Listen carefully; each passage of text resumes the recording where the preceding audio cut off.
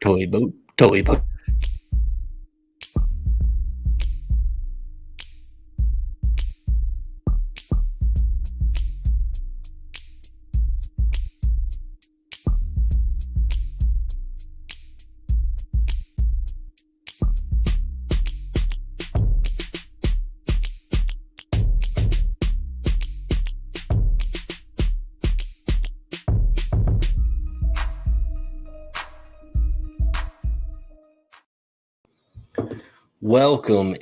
Welcome in for a very special episode here on the Sons of Dynasty YouTube page. I am your host, Dan. You can find me on Twitter at Dan Brown NFL. And here with me today is the one and only BeezyB. You can find him on Twitter at BeezyBFF. Beezy, what is going on, my man? Long overdue on this one. I appreciate you being here with me tonight. Dude, this has been one that we've been talking about for about 2 years now. So this is exciting to get on the mic with you. And what better time to hit it up than 2022 when the chaos just blows up in the NFL? We got so much to talk about, so many moving parts. This is like the perfect episode to get this kicked off with.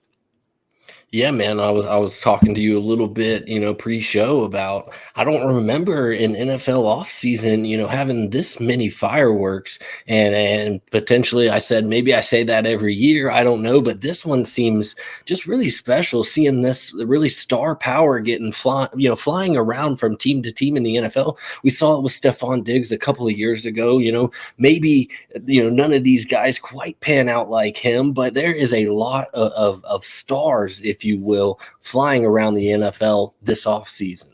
Especially the quarterback position, man. It is like, it's like I think we were talking, it's like a super flex league. We're just swapping quarterbacks here. We're just trading picks. We're getting quarterbacks. We're trying to build a team. I mean, I've never seen, I can't even tell you probably 7-8 different moves here. It's wild, dude. And it's the most exciting season I can personally remember in a long time.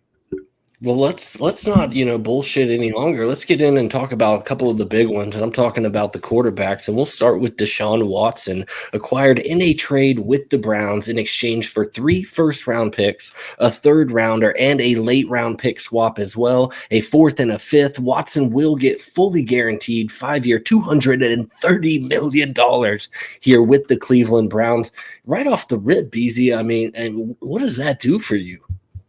This is going to be one of those funny ones, and it might not be very popular, but I'm not a huge there's so much other things with Watson that we don't need to get into, but just from a fantasy football perspective, he's going over to Cleveland, and they seem to be like this team that thinks they're in it to win it.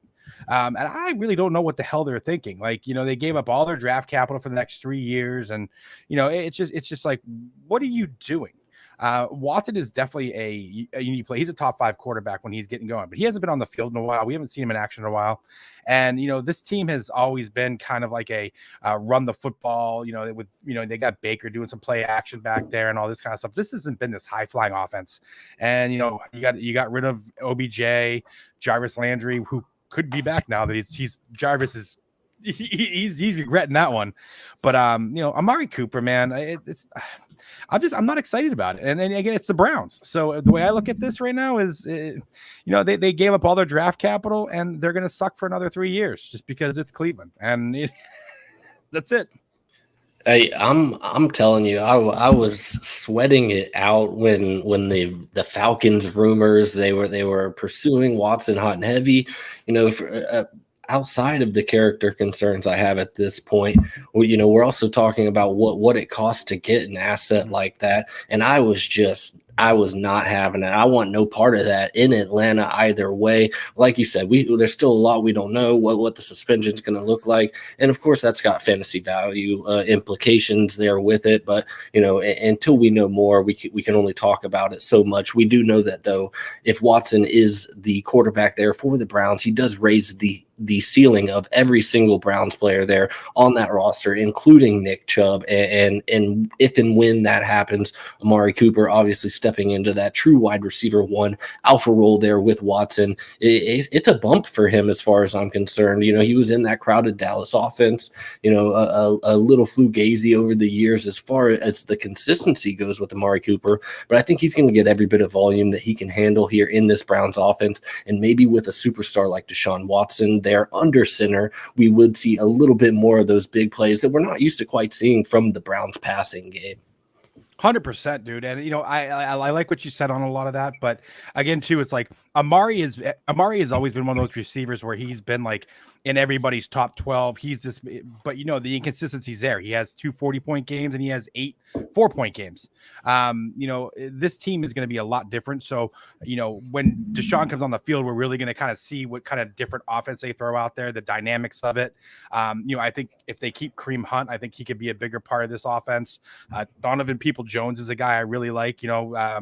Watson tended to like his big wide receivers out there, D-Hop, and I think he's a big bump. Schwartz could be interesting too. That kid's a young rookie last year. Didn't play much, but he's got some wheels on him, a little bit of a Will Fuller type guy if he gets some stuff together. So it's an interesting offense. It's just one that I'm just not really too excited about, and because it's the Browns, and the Browns always brown. Yeah, I hear that. I wonder what the price is going for Watson in these Dynasty Superflex leagues at this time. Obviously, his value's been all over the place since all the news came out. But at this point now with the big signing, it's got to be a vote of confidence for many. If I was somebody that was kind of patiently waiting as it unfolds, do you think that now is a time to maybe get out from underneath him for what you can? Or at this point with the news that's come out, are you willing to hold on and just see how high it can go from here? I've been one that I've been getting rid of all my Watson shares, so I actually have 0 shares, 0 cares, baby. Yeah, they're gone. I just wanted to get rid of it. So it's to me, it's I was trading him for teams that were obviously, if you had Deshaun Watson last year, your team wasn't really doing much, especially in the Superflex. It just kind of was what it was. I traded him for Kyler, Lamar, a couple other players like that, just upgrade so that way I can just be clean of it, because I was just like, I'm done. I'll be fine. Yeah, well, we can expect a bump. Obviously, Austin Hooper is no longer there with the Browns, leaving David Njoku and Harrison Bryant there, really for the tight end position, both of which kind of have a brighter outlook given the news and given the departure of Hooper. And while many are high on Njoku, I do think that the other option there is just as viable in Harrison Bryant. So I think you're going to be able to get him a lot cheaper at this time. So sending out offers for him, there's going to be volume to be had. We know what Deshaun Watson is capable of whenever he does come back onto the field, and getting a piece of that offense, I think, could be wise, especially given the price point at this time. So let's move on, though, into the next quarterback here, and I'm talking about Russell Wilson. The Broncos made one of the biggest blockbuster deals in the NFL in history, acquiring Wilson and a 4th-round pick from the Seahawks for 2 first-round picks, a 5th-round pick, and quarterback Drew Lock, tight end Noah Fant, and D-tackle Shelby Harris. What are your initial thoughts on that trade? Where are you at on Russell Wilson and his value in Dynasty today? So Russell's value just went skyrocketing. You know what I mean? Like I love the trade. Denver needed to make a play. They had everything in line for this guy to really just come in and just have his the best shot at going at a Super Bowl. I mean, Sutton, Judy, Hamler, Patrick, Javonte, Alberto. I mean, this team is just stacked. So Russell is going to be an absolute. He was a buy for me at the end of the year. You know what I mean? I was buying him when I was making my ship runs, just because this was a possibility. Last year he averaged 17.8 fantasy points per game. I mean, this is with a broken finger. He just didn't look comfortable there. You could just tell he just wasn't happy. But this is one of the best quarterbacks in the league, and when he gets into his zone, he's dangerous. And then he gets his feet going, he's even more dangerous. So this team is, I love this for the Denver Broncos. I love this for his fantasy value. And I'm super excited.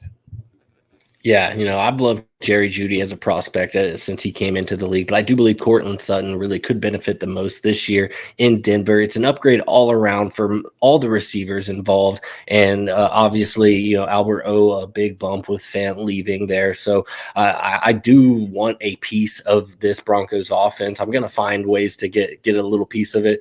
As far as I'm concerned, though, most of these guys do get a nice little boost here with Russell Wilson. I do think maybe his best days are behind him. But this offense, you know, basically, if they hand over the keys here with the weapons around him, we could get a couple of more quality years out of Russell Wilson. So I love the move. I love getting out of that run-heavy Seattle offense and maybe letting Russ cook for a year or two here while he's still got a little bit in the tank. I think they're going to let him cook, man. And, you know, you like Sutton. I like Jeudy. You and I made a few trades for Jeudy. I made a few trades with you last year for Jeudy. And I'm a huge fan. I think this guy is going to be the guy to own in that offense. I think he's going to play that Tyler Lockett role for Russ. And I think he is going to be the number one there. But I do like Sutton, too. It's a big ups for him. I think Russ had like 77 long ball attempts last year. So he's not afraid to go deep. And that's Sutton's game. So both these guys should benefit big time from the upgraded quarterback. Well, you know, now that we've got the hot, heavy studs out of the way, let me tell you about Carson Wentz. The Washington Commanders acquired Wentz. That's going to take a little bit of time for me to get a hold of. I was really digging on to the Washington football team. Now I have the Commanders who have acquired Wentz from the Colts for 2 third-round picks and a swap for a second-round pick. The 2023 third-round pick from Washington could potentially turn into a 23 second-round pick under the same condition as the Eagles trade of Wentz last year. Wentz does need to play 70% of the offensive snaps in order for that to happen. Where are you on Carson Wentz? And you know, I was really kind of hoping my guy Terry McLaurin would get something a little bit better, and it just kind of feels like a lateral move. I think what we saw out of Wentz in Indy is essentially what we're going to see out of him here in Washington, and I don't really want a part of it, and I'm saddened for my Washington pieces I was invested in, such as Terry McLaurin. You know, so I can absolutely understand that. I'm actually I feel a little bit more optimistic because Wentz didn't really have like this terrible season. Like everybody just says, oh, it was so bad. I mean, he was there was so many games where he played very, very well, and there were games where that whole team just blew. I mean, they lost to Jacksonville in the last game of the season. And if you want to blame that on Carson Wentz all you want, that was a team loss. Sorry. But, you know, Wentz coming in, another new situation. I think he's going to have a good opportunity here to really kind of just say, all right, can I take that next step? Can I be that guy? This is the time to do it. Terry, I actually like him. I mean, Pittman was wide receiver 14 in PPR last year. So Terry should be fine, in my opinion. You know, and in terms of the offense, I mean, you should see Gibson get a little bit of a Gibson and McKissick in the passing game should be utilized just fine. Logan Thomas, in my opinion, should get a decent bump. So, you know, I'm not as against it as some people are, but I definitely get the hesitation.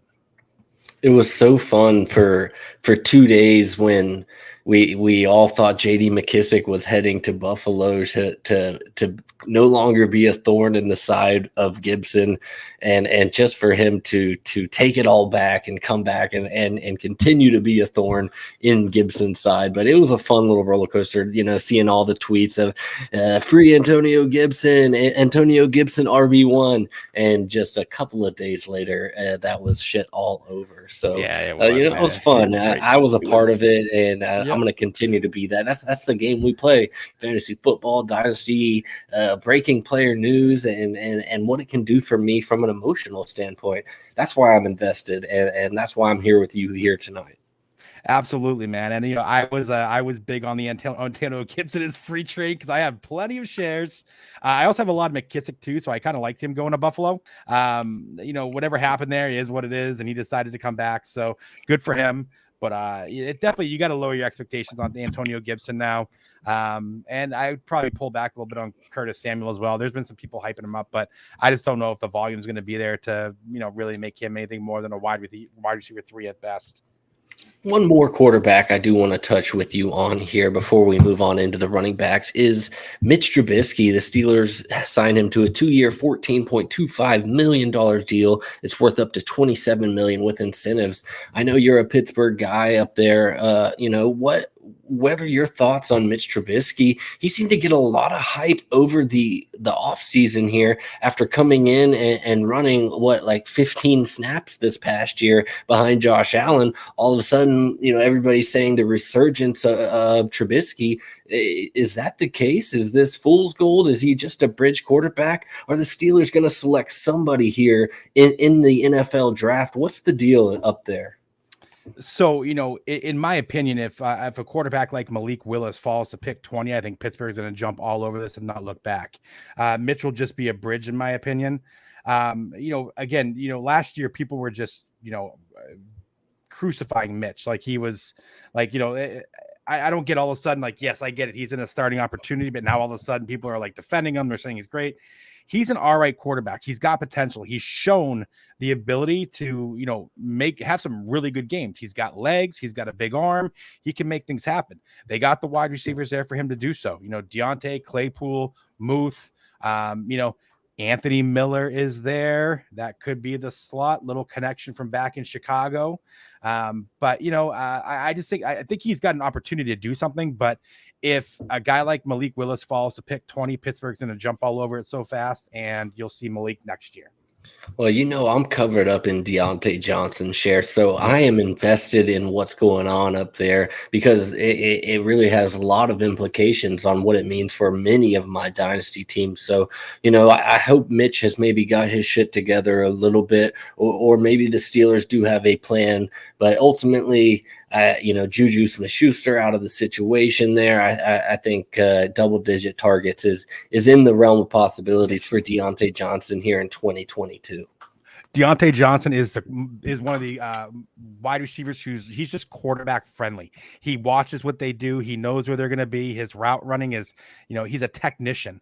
But at the same time too, the one thing that might benefit him a little bit though with this is Mitch is a scrambler. Mitch can get out of the pocket and move a little bit. This actually might benefit Deontay's game because he can adjust and make those changes and get to where Mitch needs him to be. So I actually like Deontay a lot this year. I still have him as a top 10 dynasty wide receiver. I don't see any reason to drop him below that.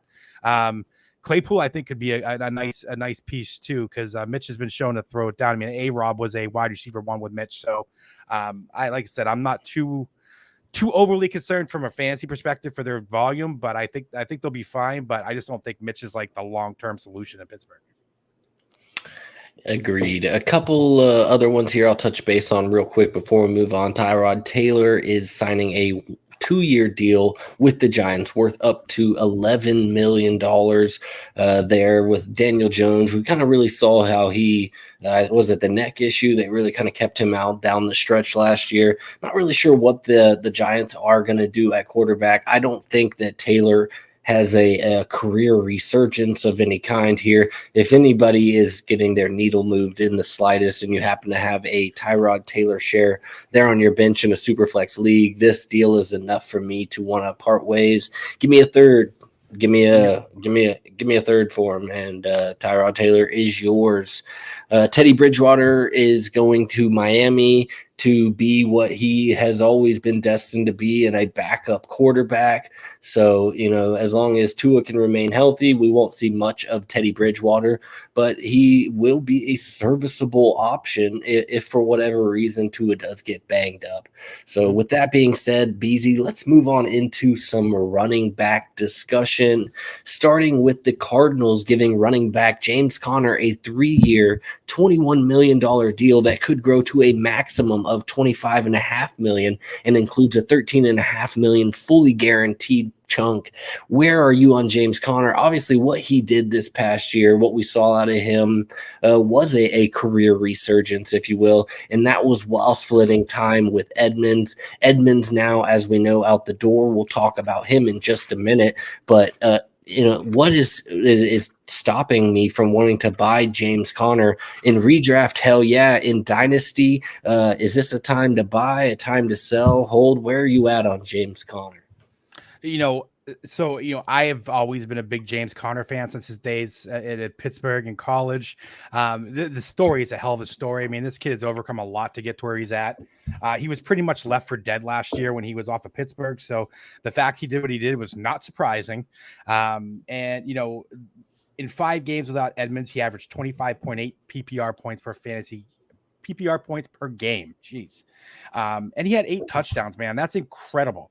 114 total yards, 4.8 catches. I mean, this guy was he was the workhorse we always wanted him to be in Pittsburgh, and he produced. And that offense is running back friendly. So James Conner, from a Dynasty's perspective, I think I have him as a top 24 running back, and it's risky, but I think the upside is there for him to hold. In redraft, right now, he'd be a top 10. That's how confident you have to be in him going forward, because unless they draft somebody, which I don't know if they're necessarily going to, it's his field this year. If he can stay healthy, he's easy a top 8 running back. Yeah, and that if he can stay healthy, it really seems to be a deal breaker for many of people, as they've maybe been burned by James Conner. But we know that if he's there and he is healthy, he is going to potentially probably bring back RB1 numbers on a regular basis.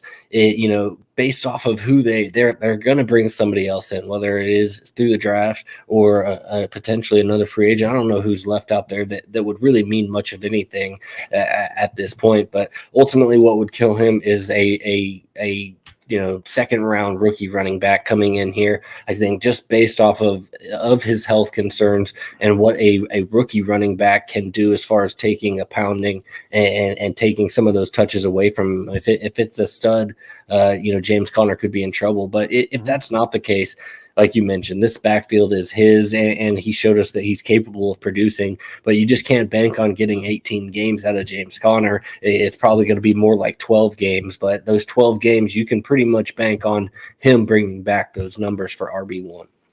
I agree 100% on that one. Let's talk about the guy I just mentioned in Chase Edmonds, reaching a 2-year, $12.6 million deal with the Miami Dolphins. He posted career highs 903 scrimmage yards last season and averaged 5.1 yards per carry, working in tandem with the guy we were just talking about, James Conner. Edmonds caught 43 passes in 12 games this past year, and he's now got 96 receptions over his last 2 seasons. I think he is a great complementary piece to any backfield, just given his skill set. Obviously, he's not going to be an every down back, and the Dolphins have kind of shown that. They have Gaskin still there on the roster, and also signed Mostert, who's kind of a 1-2 banger. Yes, there could be a role, I think, for Edmonds, but I don't know that it's really an improvement from what he had there in Arizona. Feels a little bit more like a lateral move, maybe even a little bit of a back step, if you will, just because of what we've seen out of that coaching staff down there in Miami and that hot hand approach. Nobody's guaranteed touches on any given Sunday, and that includes Chase Edmonds. No, it's a very good point, man. This has been a big discussion over the last few days in a couple different chats, and obviously it's nice to see Edmonds maybe potentially get a shot at being more of a, instead of being like a 50-50 back. I mean, he saw 56.8% of the snap share last year. And he's an interesting player. His value comes in the passing game without a doubt. He's not going to be this, 20 or 30 guy. Geez, I can't talk tonight. 20 to 30 touch guy a game. But, he does bring you a lot of versatility. And, again, Mostert, I mean, we know the story with him. He can't stay healthy. Gaskins, I mean, Mr. Inconsistency every other week. I don't know. I think he's going to have more of an opportunity here. I think they brought him in for a reason. I think they're going to give him a role early and see if he can handle it. And if he can, then I think we're going to see some good numbers from him this year. A little bit more of a newer news break here would be the Seahawks and Rashad Penny, the former first round, turned down apparently more money elsewhere in order to stay in Seattle and build off of the momentum that we saw from him in the latter part of the year. He's going to get $5.75 million with incentives, the ability to earn up $6.5 million. Is Rashad Penny the starter there for the Seahawks? What's the deal with Chris Carson? Haven't really heard much from him or anyone in his camp since he went out with the injury. What's the deal with him? I haven't heard much on him either. But just kind of basing off of what we're reading about Penny here, it seems like Pete Carroll's come up and said, "This is your backfield. You're going to be the guy, because otherwise, why would you take less money if you're not going to be the guy?" So it's a 1-year deal. He's got a chance to make himself some scratch. I've never been a big Penny fan, but he did show some. He did show like that what we were looking for those last 5 games of the season this past year. I'm not a huge fan. I'll probably avoid it because they just seem to kind of rotate backs. But I'm just he's not a guy that I'm going to be targeting in any draft or trying to trade for, anything like that. Like, not for me. Yeah, I don't know what the current tag is on a Penny, but I'm interested. This coming year, obviously Russell Wilson's not going to be there. We know Seattle loves to run the ball. If you're telling me this is Rashad Penny's backfield, if he can give me a little bit of what I saw towards the end of the year this past year, obviously Chris Carson maybe not in the equation. I could be interested. I don't know that I'm going out of my way to buy Rashad Penny, but at this point, given this signing, the news, and what's going on in that Seattle offense, I don't mind getting Rashad Penny as a throw-in guy on a bigger trade that I might be working. Hey, I have him in a few leagues that we're in together, so come make me an offer. He has yet to show a full healthy season. He's been in the league for a while. So, this could be one of those things where, he definitely shined at the end of the year, but we've seen players do that. And then the following year they come back and here we are all over again, back in the row. I'm not going to play that game with Rashad Penny. There's way better options out there. All I hear is he's cheap. First round pick for you, my friend. It's called taxes. All right. I appreciate that. Oh, nothing but the best from you, buddy. I don't expect anything less. All right, let's talk wide receivers here, Beezy. Moving on into my favorite position of fantasy football is wide receivers. I'm team wide receiver, baby. I love them. I love the routes. I love the youth. I love the shelf life. I love everything about wide receivers. It's my bread and butter when I am building my foundation in my dynasty roster. I like to leave every startup with 4 to 5 studs that I know I can lean on to hold value over the course of the next few years and not fall off of that cliff that can come back and bite you like many of these running backs do. Always sell those running backs and invest in good wide receivers, and you will not lose your dynasty leagues. Let's talk wide receivers, though. Devonte Adams, another star here that we're talking about. These aren't the types of names that get traded from a franchise. I mean, you don't move guys that are top 3, top 5 pieces. You find a way to work them into your your moves that you're making here. But Devonte Adams, apparently wasn't wanting to any part of the Packers. Allegedly, even turned down more money in order to go play with the Raiders, who in exchange for the number 22 and number 53 overall picks in the 22 draft. Las Vegas will indeed make him the highest paid wide receiver in NFL history, signing him to a 5-year, $141.2 million deal with $67.5 million guaranteed. That's big money, B.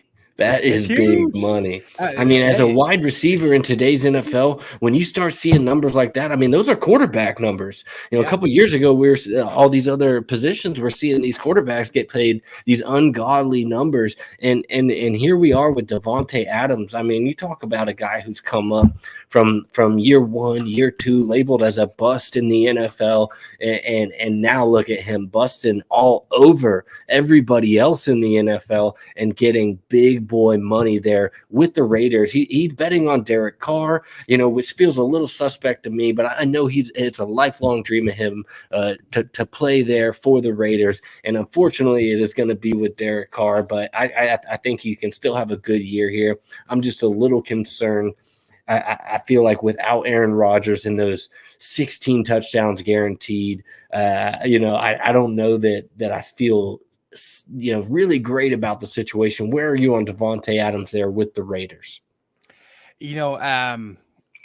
I wasn't a huge fan in terms of, if I'm a Devonte Adams owner, I'm not mad, but I'm not like, I'm not like jumping out of my seat. Like, yes, I mean, he had a 35% target rate with Aaron Rodgers last year. It's just like, yeah, he's going to see probably at least 25 to 30%. Sure, there's a little drop off, but the numbers, when you look at Devonte Adams, man, he's been number 1 in target rate. He's number 2 in fantasy points per game, number 3 in completed air yards, number 3 in receiving yards, number 2 in receptions, all in 21. I don't see those numbers repeating themselves again with Derek Carr, no matter how much people want to talk about it. So he's still, in my opinion, probably closer towards the back end of a wide receiver one. But I would definitely kind of be not expecting him to do what he was doing in Green Bay, in Las Vegas this year. Yeah, I mean, you got the two guys that really excelled there with Derek Carr this past year in Hunter Renfrow and tight end. Yeah, Waller. Thank you, Waller. Obviously those guys are going to see a little bit of the regression ticket as far as I'm concerned. You don't bring in a guy like Devonte Adams and pay him $141 million not to absolutely obliterate his chest with targets on a weekly basis. And I think that's got to take away from the guys that were there, but obviously they'll benefit in the same case. And Waller and Renfrow, what they were able to do when being the focal point of that offense, is great. Now that they are no longer going to be the focal point of that offense, they're going to see a little bit more open, favorable coverages, and I think it's great for Derek Carr. Nobody benefits more from this than Derek Carr himself, a guy that I've never really had a ton of interest in fantasy football. In many leagues, I think all of a sudden he's a little bit more interesting to me and a value boost. I think if you're in contention at all, Derek Carr is a great QB2 to have on your roster at this point. He's a top 10 quarterback shooting into this year. It feels like McDaniels is going to take that team from a running team to a passing team. Just with what they're adding, the pieces that they're adding. I mean, they got Drake back in the backfield, Jacobs. They just added Amir Abdullah. You get Devonte Adams, you got Renfrow, you got Waller. I mean, he's going to be hucking the rock a little bit. They're going to have to huck the rock a lot to stay in touch, to keep the pace in this division. So I like it. I like the move just for Derek Carr personally. I think he's going to finally have a big year. But again, like you said, the other guys are going to take a hit. Maybe Waller, maybe Renfrow. One of them is probably going to be a little disappointing. Who knows which one? Hopefully it's not Renfrow though, because I have a ton of shares of Renfrow. I love that kid.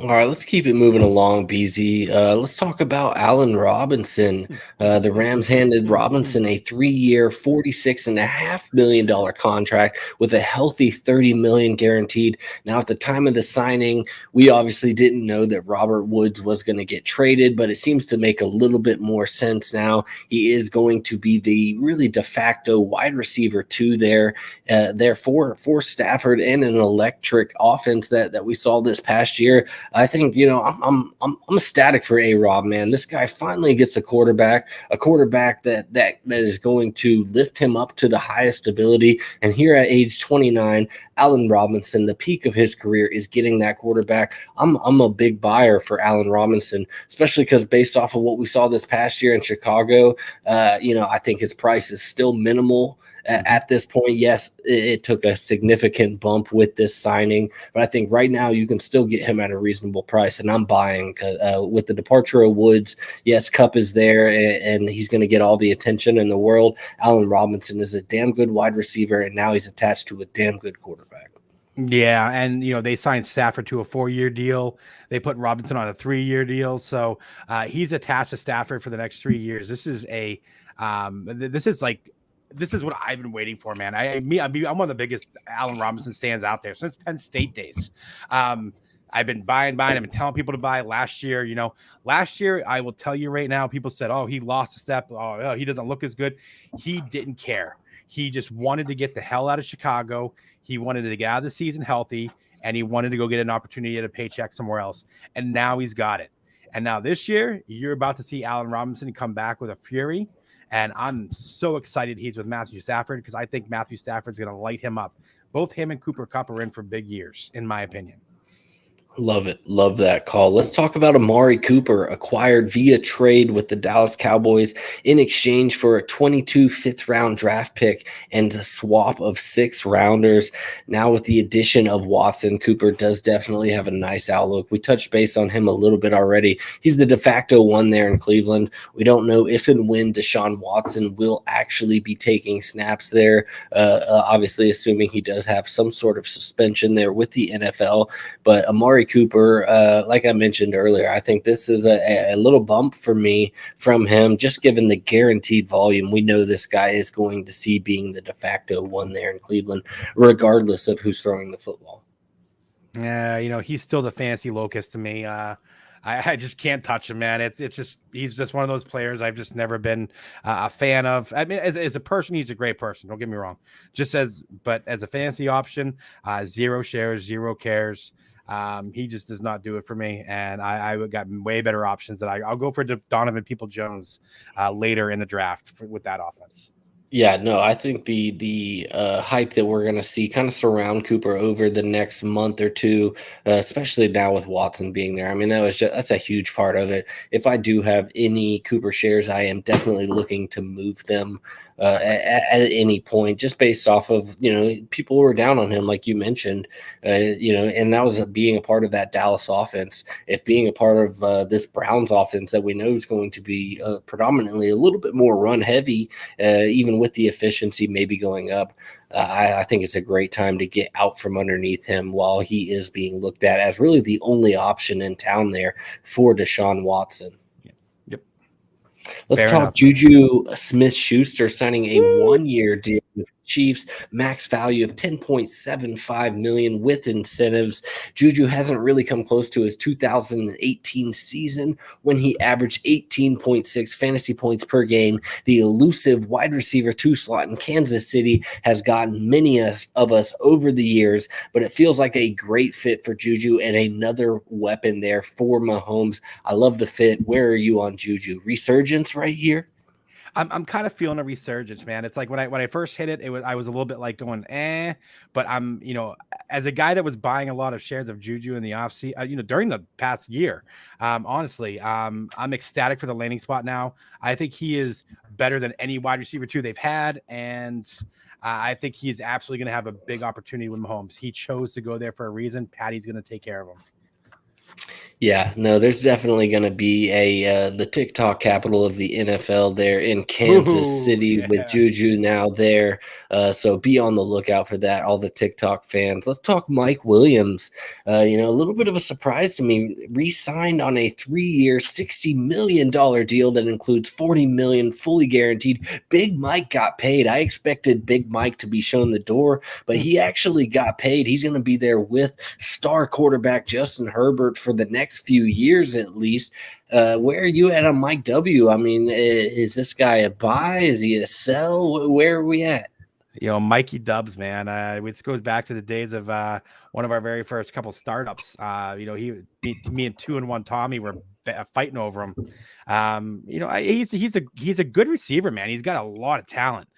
He's very inconsistent with what he does, but when he's on, he's on. So he's attached to Herbert. I think he's a guy that you want to get a piece of. Like I said, if I'm trying to sell him, I'm probably not going to try to sell him just because you're probably not going to get what you want, but you can draft him.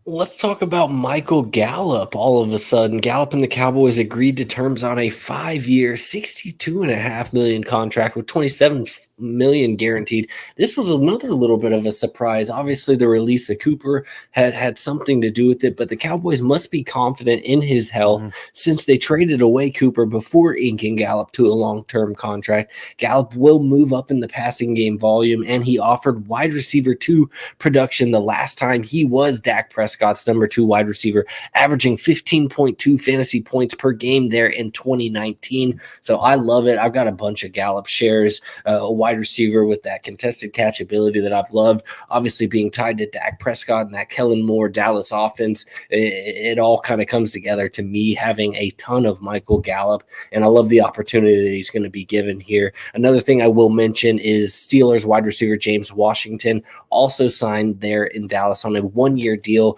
returning there to his home state of Texas, and he's a Gallup-like wide receiver in James Washington. So now you've got James Washington and potentially there to take that role if Michael Gallup's health isn't, obviously after paying the guy $60 million, they're not going to rush him back out there week one. They're willing to make sure he gets right and becomes that true wide receiver two there for Dallas. But where are you? You love Michael Gallup, James Washington. Talk to me about these Dallas guys. Gallup was somebody I was pounding the table to go buy him while he was injured. Go get him before he gets, go. It's time. There was always a possibility of Amari Cooper being gone this year.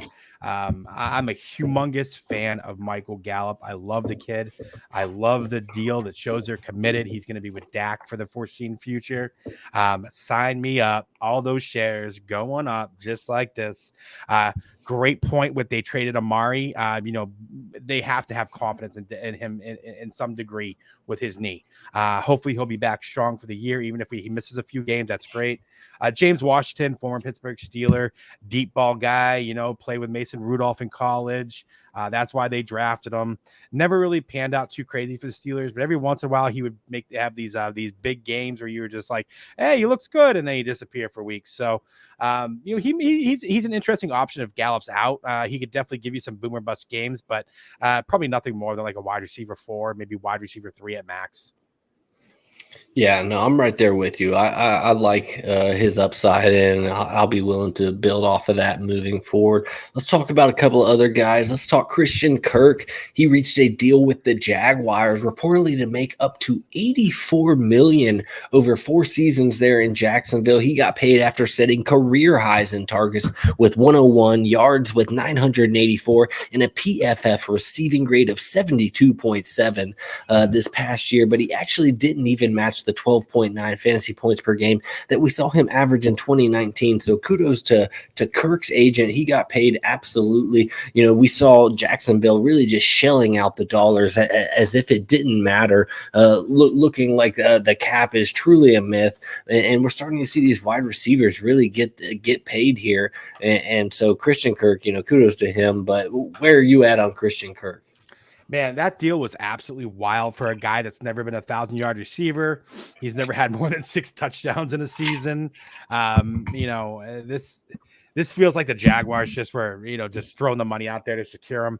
I like Kirk. I like the player. I think he has a lot of upside. I don't think he's a wide receiver 1, though. I think that they still need to look for a wide receiver 1 to complement him.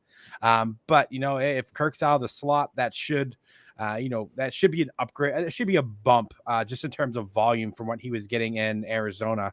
But then again, it probably isn't really that crazy much because Hopkins was out most like half the year last year. So, he's kind of right where he's always been with me. You know what I mean? Like gets a little bump, but nothing like too crazy. I just don't see this massive amount of volume coming his way. Yeah, and it's definitely a little bit of shit on the outlook of Laviska Shenault as our guy Will Harris. Hey, let me just take a minute though to shout out to my guy Will Harris here in the chat. Check out Viridian Global where you can get all of your Sons of Dynasty apparel there. You reach out to me personally in my DMs. I might even have a discount code that Sons of Dynasty is willing to offer you. But this is the premier top shelf fantasy football apparel website. If you're here on NFL Twitter, Dynasty Twitter, fantasy football Twitter, you are more than well aware of Viridian Global, and I am a proud customer. I'm all over it. I can't get enough Viridian Global from hats to shirts. I want it all. And Sons of Dynasty, we just did a shirt giveaway. My buddy Rob Norton, I believe, actually walked away with a free shirt there from Viridian. We're actually getting ready to do another one, and we're going to give away a hat this time. So all you're going to have to do is wait for the post to come out Make sure you're following there at Dynasty Sons. Subscribed here on the Sons of Dynasty Network there on YouTube, and post a screenshot there in the comments of the said post, just like this past time, and you will be entered in to win a free hat. But Will, we appreciate you stopping by. We know you're a busy man, doing busy things, including collecting the Braxton Berrios shares based on the Jets bringing him back on a 2-year deal. So all the Berrios going to Will Harris. If you've got a Berrios share and you're in a league with Will Harris, tax that man because he's buying right now. Will, we appreciate you, brother. Baby. Appreciate you, homie. Hey, let's talk about the Lions signing former Jaguars wide receiver DJ Chark to a 1-year deal worth $14 million. DJ Chark betting on himself. What do you think about the move? I don't like it, man. Goff. I like I said, Chark has shown some massive upside. Don't get me wrong. The kid's got some wheels on him.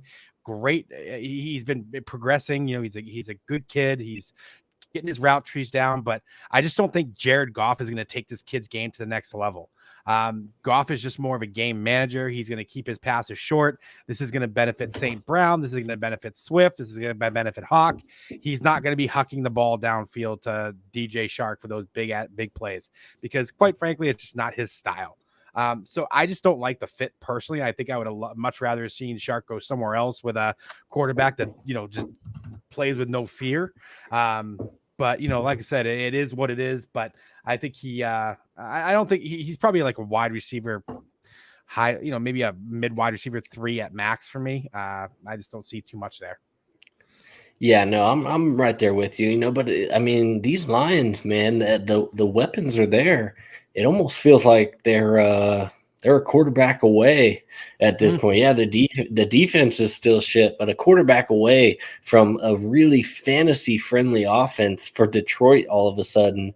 So, I don't mind the move, DJ Chark there. I hope he does have a little bit of production. I don't have many shares. It seems like I had a bunch of shares of Chark just a couple of years ago, but was able to get out from underneath enough of them, I guess. Let's talk about a guy, though, that we're both very fond of in one of my Atlanta Falcons. Russell Gage, age 26, is signing a no-fluff 3-year, $30 million deal there with the Bucs. He is coming off of back-to-back wide receiver 4 seasons, but he saw a usage uptick this past year in the latter half of 2021, averaging 15.6 fantasy points per game, 8.5 targets per game, and marks that would have ranked right around the 15th best over a full season.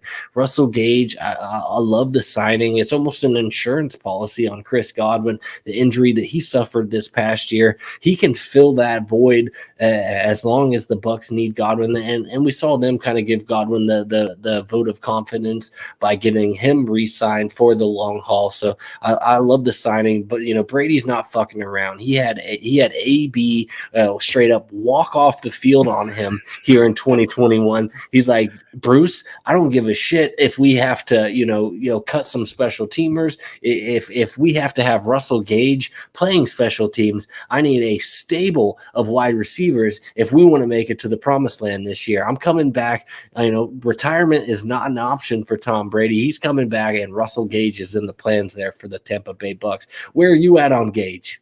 Dude, I've been a Gage fan for years now. It's just one of the best values in every single goddamn draft we did. He's just sitting on a ton of rosters, baby, waiting to go. Listen, Brady called him. Brady said, I want you here. Come to Tampa. Come play with me. That is massive. Huge. Okay. Brady doesn't just call people and ask them to show up and play in Tampa. Like, he wants that guy there. So I'm excited. Ooh, that's what she said. I'm excited. Let's go. Like you said, if Godwin is out, Godwin could possibly be out to November. Should give Gage a good start at that wide receiver 2 there. Even when he's gone, Brady there was games where he was going Brown, Godwin, Evans. You could see that with Russell Gage. Defenses might focus on Evans. They might focus on Godwin. Let Gage go one-on-one with somebody. Gage can do some dirty work. We saw it Matt Harmon's perception stuff that he had with Gage versus man coverage. Awesome info. I like him for this year. Yeah, no, I'm there too. I like Gage. right there. Is Gage better than Johnson or Miller? Yeah, Johnson and Miller are pretty much they were kind of some stashes this past year, but the signing of Gage really kind of shits on their outlook as well moving forward. Gage is going to leapfrog them in the pecking order, and I think both of those guys are going to continue to be what they were this past year, and that's a depth option for Brady. Basically running routes and not getting many targets. So if you had any high hopes for those guys, I think the signing of Gage is a sign to cut bait, trade him away at him as a throw in, but Russell Gage is here to stay. Maybe while Godwin's not healthy, those other two guys will remain a little bit involved, but as far as what we've seen, Godwin is expected to be back. Russell Gage is going to be there, and he is going to soak up any and all snaps available outside of Godwin and Evans. Boom. Let's talk Raiders. Zay Jones, who we kind of saw step up this past year, was another guy that the Jaguars were willing to throw some more money at. He gets 3 years, up to $30 million with a $24 million base. Zay Jones, the guy that's been defying gravity over the last couple of years, here he is defying logic and getting $30 million here from the Jaguars. I'm not a big Zay Jones supporter. Obviously, if you're in a tight spot, he's just a flyer there off the waiver wire. But other than that, I'm not expecting Zay Jones. If anybody's once again moved on the needle with Zay Jones here, I don't see this as an upgrade in any way coming from Derek Carr. No, dude, this is my woof signing of free agency, dude. This is terrible. This is god awful. Big old woof. Don't even bother. It's Fugazi, and good. The dude got paid, man. Good for him. But that's about all that's gonna happen. Here's an interesting one right here, BZ. The Dolphins are signing Cowboys receiver Cedric Wilson to a 3-year deal worth $22.8 million. Miami was pretty aggressive with their contract offer, so he will now mostly man the slot there, which is ideal for Wilson himself, but also allows Jalen Waddle, a guy that you and I are both very high on, we're high on this offseason, and he came out and produced his rookie year, to move outside a little bit more, which could really untap a little bit more of that upside. Yes, that PPR gold was there this past year, but if Waddle can move on the outside a little bit more, I think really he could tap into those deep balls, get a little bit more Jamar Chase looks there from Tua. So I think this is a good move. I like Wilson. I don't really see it as a backwards move for him at all, more of a sideways move for Wilson. And with the diversity of Waddle, it'll just really allow him to flourish. He may lose a little bit of volume, but I think that he's still got plenty of limelight here and is going to continue to be the focal point there for the Dolphins. Yeah, I mean, Cedric Wilson was he was a nice pickup off your waiver wires last year. He's a decent player. He's gonna have a good role in Miami. They gave him some money, so if you have him, I mean, you're happy. You're not mad at it. It's a good landing spot. Wheels up on Waddle, like we said here. I've been saying this all along. That boy has got top 3 dynasty wide receiver potential on him. He is that good. He is that explosive. If Tua can get him the ball in some multiple ways, he is going to take off just like Chase. It's that simple. Wilson is just going to be like one of your steady eddies on that offense, in my opinion. I like him. If I have him, he's probably going to be a nice flex play, but I don't think he's going to go into like a more than anything like wide receiver 3 at max. All right, BZ, we are starting to run a little bit long here. I'm just going to run through some of these tight ends so we can talk about some of these trades that we were wanting to talk about. Former Bengals tight end CJ Uzomah intends to sign a 3-year, $24 million deal with the New York Jets. Former Giants tight end Evan Ingram intends to sign a 1-year, fully guaranteed $9 million deal that could go up to $10 million with incentives with those Jacksonville Jaguars. Dolphins tight end Mike Gesicki has signed his franchise tag tender, and the Cardinals are keeping Zach Ertz. They agreed to a 3-year extension with the veteran tight end worth up to $31.6 million. Ertz should remain one of the focal points there in the passing attack and be viewed as a back-end tight end 1.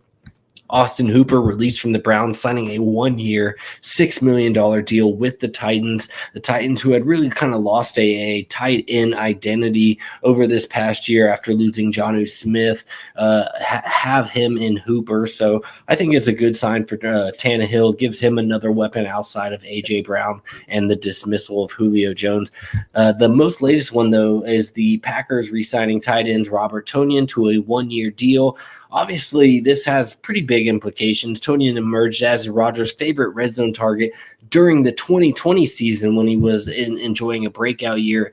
That got shut down, as many of us kind of thought was unrepeatable, but it got shut down due to injury this past year. Obviously, with Devonte Adams now out, Tonyan could be really one of the more beneficiaries of this offense that doesn't have really any wide receivers that anyone is going to get excited about. If Tonyan's back and healthy, he could be in for a sizable target share, and he's kind of a forgotten man amongst Dynasty, redraft, or any other format for that matter. Out of all the tight ends that I just rambled on, BZ, any one that you want to talk about or hammer home? The Robert Tonyan one's a good one, man. I mean, especially with what's going down there in Green Bay right now. He's going to have a prime opportunity to some big time touchdown targets. Gerald Everett just went to Los Angeles. That's an interesting one right there. They're looking for playmakers. He's an athletic tight end. He can he can stretch the field in the middle. He could actually he probably has a better opportunity with the Chargers than he did with the Seahawks to be successful. Gesicki on the tag is probably like the big one for me. That's a nice spot just in terms of everything that they want to do. Gesicki could play that big slot for them, and I really like that signing. Yeah, if Gesicki was smart, man, he would get his position changed to wide receiver before signing that tag. Because, just based off of the usage that we see out of him, Miami's going to just continue to make a bargain price off of him with him signing that tag at the tight end position. But, let's move along. Tight ends aren't all that important, so we can keep it moving. Let's talk a couple of trades here. Obviously, we posted a couple here in the chat that we can talk about. A couple I've made, a couple I've seen. But let's just go through some of them and talk about them, and kind of give you my headspace on the matter and potentially your thoughts on the matter as well. Let's start with the first one we have, and to give a little bit of backstory here. This is actually a triple superflex league, so it makes Brady a little bit more valuable, if you will. But I was willing to get rid of him from our buddy Jax Falcone, a guy that we're very fond of, does the anatomy of dynasty positions and many group chats, undrafted, undroppables, you name it. Jax Falcone, he's a guy that's in a league with us, many leagues, and a guy that makes us better. But Tom Brady essentially comes back from retirement. I had him in this league. He was, I think I bought him off of you, if I remember correctly. I bought him and Antonio Brown, which I'm fucking sour about, by the way, but let's not talk about it. But Tom Brady comes back from retirement. I essentially was just holding on to this guy, to drop him. But here he comes back from retirement, and I don't fuck around with retirement guys. Once they come back, I'm looking to get anything that I can from them and move on. So here I sent Tom Brady for the 204 in a 10-man league. So technically it is the 202, if you will, here for Tom Brady in triple super flex league. Bueno. I like it. Get rid of him. Next one, another guy here, undroppables. One of our lifelong buddies in chalk. The 101 commish there. This is a Dynasty Superflex league. One of my OG leagues there. It is the Legends there. One that Chalk and I got into a couple years ago now, and is one of really my first Dynasty leagues. but he sent this offer over to me, Mariota and the 211 for my guy Ridley. Obviously, he knows I'm covered up in Ridley shares. Knows I got a soft spot for him as an Atlanta Falcons guy, as a Calvin Ridley advocate. And my guy got jammed up, and as a guy who's been there before, I know that sometimes getting jammed up is just what you need in order to put your motherfucking foot on the gas pedal and accelerate forward. So I'm willing to take that bet with my guy Calvin Ridley. I'm gonna soak up some cheap shares of him at this time, because I mean, and what you see right here is Mariota and a 211. I've seen a lot cheaper than that over the last couple of days. Let me tell you right now. So that just tells me I'm going to continue buying, and I'm going to stash him on as he sits on the pup list or whatever it is, suspended list. I'm going to continue to stash him. He's going to come back, going to be, a little bit older, a little bit wiser, and who knows where he's going to be. But at this price point, I'm willing to continue to invest in Calvin Ridley, even with, these circumstances. Talk about the last guy you'd expect. The last guy, and that's always who it is. That's what they tell you. That's what they tell you. You think it's the last guy you'd expect. That's the dude who's doing it, and Calvin Ridley was doing it. But we don't blame him. I mean, look at us. We're all DraftKings degenerates. Calvin Ridley is just looking to get a piece of the pie. Pete Rose this, Pete Rose that. I'm still going to bat with my guy Calvin Ridley. We see a bunch of guys standing here behind Deshawn Watson. The fuck I look like not getting out from behind Calvin Ridley. No, keep it moving. I'm buying right now, Beezy. Dude, I don't hate, like, I love how Nick loves Marcus Mariota right now. Like, all I see in every one of these damn leagues is him just picking up Mariota. It's wild. So, hey, he likes him. Good for him. I think it's a great value for you. I mean, you really didn't lose much. And in all honesty, the 211s, it's a good pick. You probably get somebody decent there. If you might get it's a 50-50 shot, but for Ridley's upside, I like it. I've sold a few shares of Ridley lately. I think I sent you one earlier where I did. I sold Ridley, Cooper Kupp, a second this year, which is like the 206, and a 23 second. I got back AJ Brown. I got back Allen Robinson, and I got back like the 304. Now, this was all done before the Allen Robinson deal was signed, so we had no idea what was going. So this was a chaos that kind of came out after it. But, in a case like that where I can upgrade to, like, I love Cooper Kupp. He's still, he's still a stud. He's definitely going to have a good year. There's no doubt about it. But getting AJ Brown has been a target for me in every single league. So he was worth it to make the move. Yeah, I saw that. I like that move. You know me, I'm an AJ Brown guy. That's my kinfolk right there. So I'm going to bat with him every time. Another one that we have here is a Michael Thomas trade. This one I wasn't involved in, just happened to go down in a league that I am in.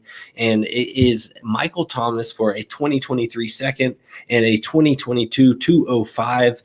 Where are you at on Thomas? Obviously, this is a guy whose value is all over the place based on what we've seen. We know the highs are high, but we also know the lows are low, and we don't know what New Orleans offense is really going to look like. But we're expecting him to be back. We're expecting him to be healthy. He feels like a buy at this time, but this price almost feels like a little bit more than I'd be willing to pay. Yeah, I'm not actively trying to get him. I've sold a lot of my shares, so I'm fine with that. This is not a bad deal by any means. It's, I think I sold him for like the 202, 207, and then I was able to squeeze like the 302 out of it as well. So you're always trying to squeeze more, but there's no quarterback in New Orleans. They don't even have, Sean Payton's gone. We don't know how that team's going to look, what's going to go on. Is Thomas going to be there? Is he going to play up to his potential this year? I don't know. Does he even want to still be there? I don't know. He's 29 years old. If you get an opportunity to get out of him for a couple of seconds, I don't have any problem with that. Yeah, no, I don't mind it. Like I said, I think you can get him a little bit cheaper than this. And if somebody's willing to, if I can send a mid-second there for Thomas, I'm willing to send it if I have a contending team, because I think he could come out and surprise people. Just given the volume, if indeed healthy, that he could get, could really go a long way for a contending team. Here's another trade I have right here. Now, context on this one, it is a Calvin Ridley trade, but this trade went down just probably 3 or 4 days before the Calvin Ridley news broke. Okay, so this trade was based on, Calvin Ridley still stepping away, mental health reasons, and potentially rumors were starting to swarm that he'd be back for this upcoming year. While it may not be with the Falcons, it was looking like another team was definitely going to draw interest. Maybe the Falcons would move him. Anyway, I took this opportunity. I'm covered up in Calvin Ridley shares. I'm absolutely obliterated, covered up in them. I'm covered up in them. So I took this opportunity to potentially shop one around. Why not? I'm a risk-adverse guy when it comes to Dynasty. I like to get away from the risky assets when I can. And at this time, given what we've seen out of Calvin Ridley, he goes in the risky assets column, and that's no different. Obviously, at this point, even more so now. But this was Calvin Ridley and the 208 for Amon-Ra St. Brown and the 203. So obviously St. Brown and Ridley with a little bit of a pick upgrade there on the St. Brown side. At this point, knowing that Calvin Ridley is going to likely be suspended for the 22 season, St. Brown really feels like a steal, not to mention the pick upgrade there. So I really feel like I swindled. That's our buddy Dan there at AWL Sabermetrics. So, shout out to him. And, he's a trooper. I love that guy. And he's doing the good work and molding the minds of the younger children as they come up. So, hat tip to our guy Dan there as I feel like I got down on him there for St. Brown. I don't have many St. Brown shares. So this felt like a good opportunity for me to get a little bit of diversity in the portfolio. And it just so happened to work out for the best for me. Don't get me wrong, Dan, and don't take it personal. You know me, I am covered up in Calvin Ridley shares. I'm covered up in them. This was a good trade for you, man. I like this one a lot. And just the fact that it was Dan just the fact that group chat, because this was I'm in this league, because I saw the chat go out like crazy. I was dying laughing, man. It was just like, well, I love it. Even before that, I still love St. Brown, so I love it. One more trade I got here is I have been continuing to offload my Elijah Mitchell shares. I loaded up on him this past offseason. It was Trey Sermon this, it was Trey Sermon that, and here I am with Elijah Mitchell in the middle of the third, the beginning of the fourth, and lo and behold, Elijah Mitchell is the guy that you want to have. Trey Sermon is a guy that nobody knows about. So, Elijah Mitchell, I'm taking my profits. People are telling me, I'm selling low. I don't care because based on what I got him for, the ROI, it's in my wheelhouse. I swing and I hit green. That means I'm doing the right thing. So I sold this Elijah Mitchell share for the 209 and a 23 second.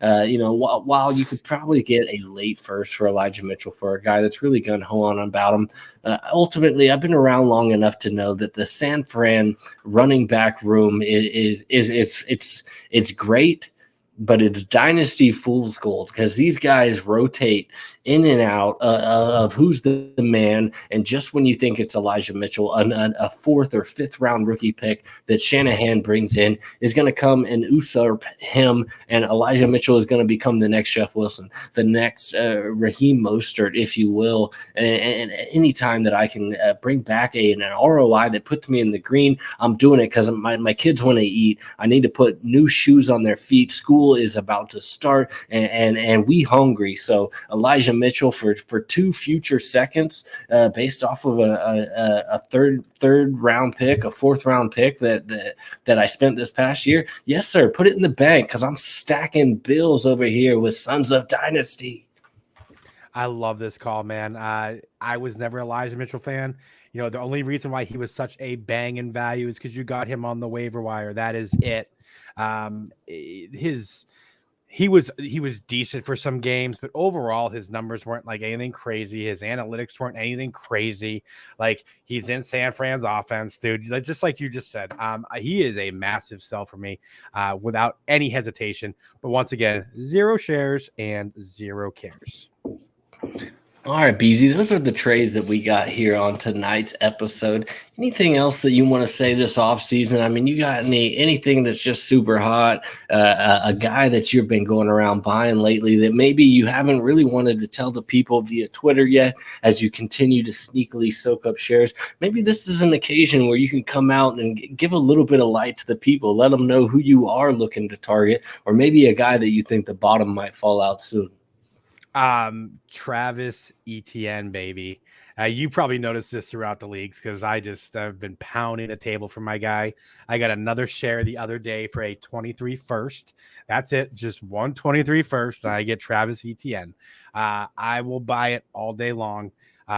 He is a kid that if his foot is healthy, he is a top 8 running back in the NFL for fantasy.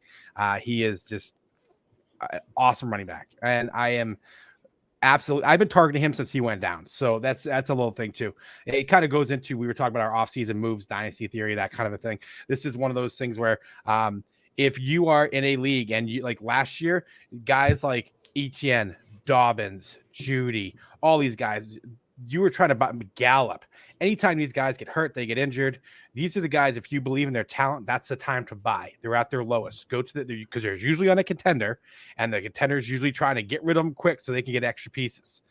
So these guys you buy in season way cheaper than you're going to buy after off season, because once the Super Bowl is over, all their dynasty value do is go up. So ETN is a guy that I'm still actually surprisingly getting at a fairly good price.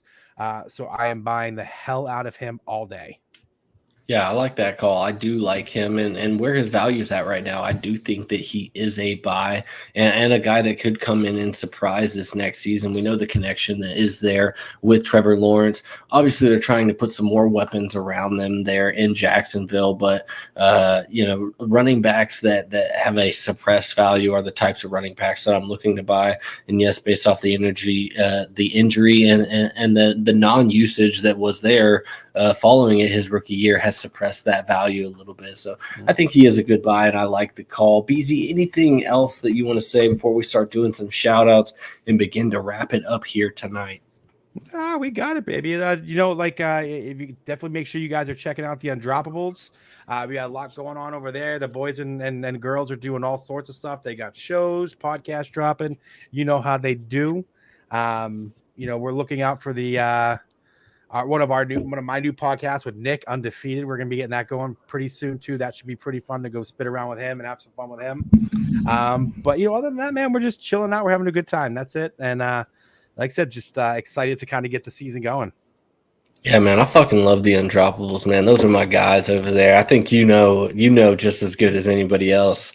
But all those guys over there are like family to me, man. So seeing you guys blossom as we continue to kind of trek through this journey together, man, it's been wonderful. And being able to get here on the mic with you tonight, man, it was hands down everything I thought it was going to be. And I quite frankly, man, I'm hoping we get to do it again here soon. Brother, I think we should make this more of a thing. I think we need to do it now that we have the setup for it. We got this great guy named Matt who is just doing some killer video work.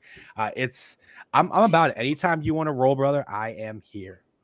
Yeah, man, absolutely. Shout out to our guy, brother Matt, that is there on Twitter at DY_nasty dude. He does do all the production here for the Sons of Dynasty. All these freaking wicked sweet layovers that you've been seeing flash across the screen. That's all compliments of brother Matt there, and allows BZ and I just to really sit back, relax, and talk NFL football as it unfolds here, and not have to worry about the technical difficulties that arise often when you are podcasting. So we can't thank brother Matt enough for being a part of the show here and being off the screen. And anybody who showed up in the comments, man, you guys were rolling in here. I felt like we had the Sunday night crowd in the palm of our hands here. Bo, Dave, all you guys that were in the comments constantly throughout the night, man. We appreciate you guys.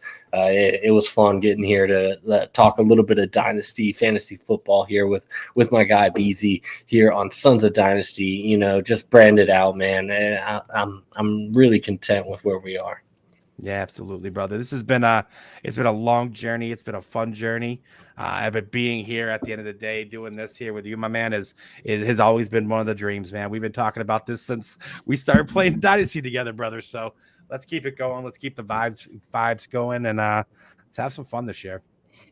Absolutely. So make sure you are subscribed here to Sons of Dynasty here on YouTube. As I mentioned, we will be doing another Viridian Global giveaway here. I'll probably put the post out as early as this week, so be on the lookout. So that'll be coming from the Sons of Dynasty account there on Twitter at Dynasty Sons. Make sure you're following them. You will be following them and subscribe here on YouTube, and that's all it's going to take for you to get a chance to win. Ask my guy Rob, who won a free Sons of Dynasty t-shirt just this past week, received it in the mail. He's a happy customer, as is anybody who visits ViridianGlobal.com. So make sure you check them out. It's not just Sons of Dynasty gear. It's everything you could possibly imagine. If you like fantasy football, trust me, they have something for you. That is it for us tonight, though. We really do appreciate everybody stopping by. Until next time that we get together, I am Dan. He is Beezy, and this is us signing out for tonight. LFG, baby. Much love, guys. Much love, homie.